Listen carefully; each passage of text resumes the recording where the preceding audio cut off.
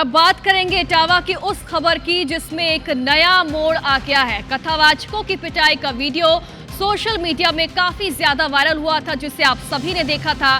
पीड़ित कथावाचकों का कहना है कि उनकी पिटाई सिर्फ इसलिए हुई क्योंकि वो यादव थे। जाति विशेष के लोगों की पिटाई से कानून व्यवस्था पर भी सवाल खड़े हो रहे हैं और इस पूरे मामले को समझने के लिए पहले ये स्पेशल रिपोर्ट देखिए।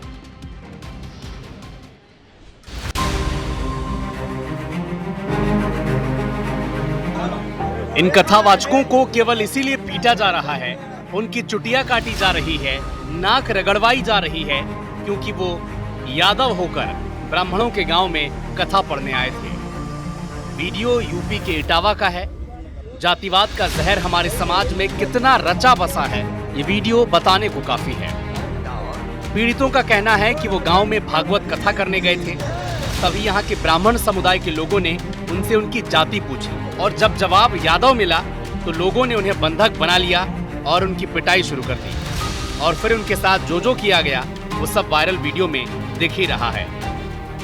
वहाँ हम भागवत करने गए, इन्होंने बहुत हमें मारकूट करना शुरू कर दिया। रात भर इन्होंने बहुत टॉर्चर किया सर, यहाँ तक कि हमारे बाल काट दे। और जो परीक्षित बना था, परीक्षित के मैडम से इन्होंने मूत्र बोले, भाभी आप अपना मूत्र ले आओ। उसे मूत्र से हमारे ऊपर छड़का इन्होंने, मारा भी है हमको लात घूसों से। और उसके बाद उन्होंने पैर छुपाए।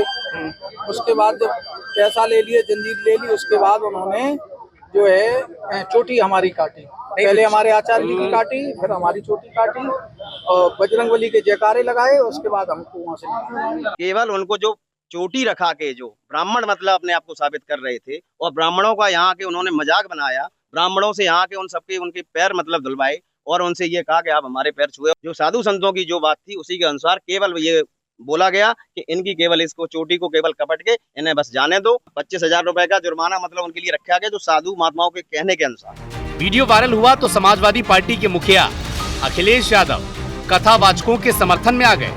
चेतावनी दी कि अगर 3 दिन में कड़ी कार्रवाई नहीं हुई तो बड़ा प्रदर्शन होगा। हालांकि मामले में 4 आरोपियों की गिरफ्तारी हो चुकी है। इसके बाद अखिलेश यादव ने उन्हीं कथावाचकों की प्रस्तुति अपने दफ्तर में सुनी और उन्हें प्रोत्साहित भी किया। जो पानी का प्यासा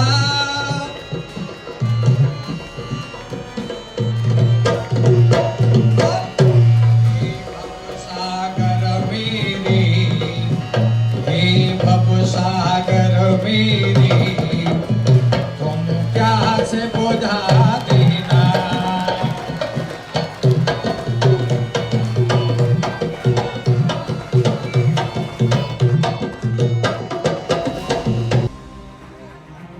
कहने को तो ये एक मामला भर है, लेकिन इसने समाज की उस सोच पर सवाल उठाए हैं जिससे हम आए दिन आधुनिकता की चादर ओढ़कर छिपाते आए हैं। सवाल यह भी है कि वो कौन लोग हैं जिनकी नसों में आज भी जातिवाद का जहर इतने अंदर तक समाया हुआ है। ये कौन लोग हैं जो आज के दौर में ईश्वर के नाम लेने को केवल अपना अधिकार समझते हैं, जिन्हें ये भी गवारा नहीं कि कोई और या फिर तथाकथित दूसरी जाति का इंसान भगवान का नाम तक ले ले। Bureau report IBC 24। सागर मेरे, तुम प्यास बुझा देना। तो देखिए, सवाल तो बहुत सारे हैं। चूंकि अब इस मामले में एक नया मोड़ आ गया है। कथावाचकों के अपमान, उनके सिर के बाल कटाने, पैर छुलवाने और मूत्र से शुद्धिकरण करने के मामले में 50 से ज्यादा लोगों के खिलाफ संगीन धाराओं में मामला दर्ज किया गया और मुख्य आरोपी समेत 4 लोगों को गिरफ्तार किया गया। इस मामले में 4 लोगों की गिरफ्तारी के बाद ब्राह्मण महासभा आरोपियों के पक्ष में अब सक्रिय हो गई है, उन्हें ही पीड़ित बताने लगी। ब्राह्मण महासभा के पदाधिकारी के साथ आरोपी महिला, उनके पति समेत सैकड़ों की संख्या में लोगों ने एसएसपी ब्रिजेश कुमार श्रीवास्तव के सामने अपनी बात रखी है। आरोपी महिला ने बताया कि दोनों कथावाचकों ने भोजन के वक्त उनके साथ छेड़खानी की, गलत व्यवहार किया। उन्होंने दोनों कथावाचकों पर जाति छिपाकर उनके धर्म भ्रष्ट करने का आरोप भी लगाया। महिला के पति जयप्रकाश ने दोनों कथावाचकों पर समाजवादी पार्टी के राष्ट्रीय अध्यक्ष का रिश्तेदार बताकर धमकाने का भी आरोप लगाया है। यानी कि एक नहीं कई सारे आरोप अब इस मामले में लगाए जा रहे हैं। उधर इटावा के एसएसपी ने बताया कि इस मुद्दे पर उनसे कई लोगों ने मुलाकात तो की है, लेकिन अभी तक किसी ने भी इस मामले में शिकायत नहीं की है।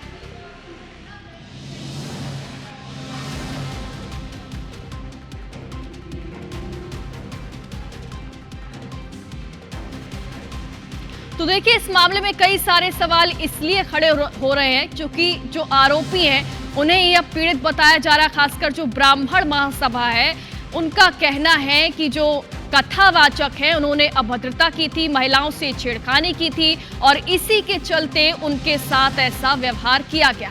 साथ ही देखिए, बड़ा आरोप ये भी लगाया महिला के पति ने कि जो कथावाचक हैं वो समाजवादी पार्टी के राष्ट्रीय अध्यक्ष के रिश्तेदार हैं। उन पर धमकाने का आरोप भी लगाया, यानी कि छेड़खानी समेत, दुर्व्यवहार समेत धमकाने का आरोप भी यहां पर लगाया गया। इस मामले ने सियासी रूप एक तरीके से ले लिया है।